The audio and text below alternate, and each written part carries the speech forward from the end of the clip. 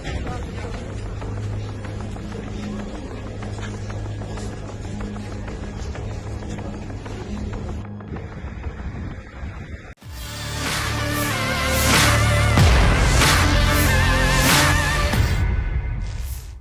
rekaman ramai beredar di media sosial Telegram pada Sabtu 7 Januari 2023. Dalam rekaman tersebut, memperlihatkan puluhan orang yang berkumpul di depan sebuah gereja utama Kiev Petraslavra yang disebutkan dalam keterangan unggahan direbut oleh para skismatis.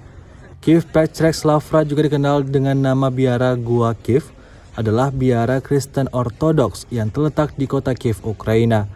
Operasi militer besar-besaran Rusia ke Ukraina sejak 24 Februari 2022 bukan hanya menyengsarakan rakyat, melainkan juga terhadap keberadaan gereja Kristen Ortodoks yang notabene merupakan agama mayoritas di Ukraina.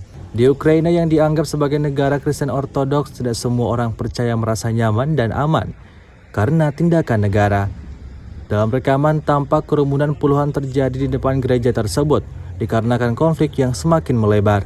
Hingga video ini beredar, beragam komentar dituliskan warganet.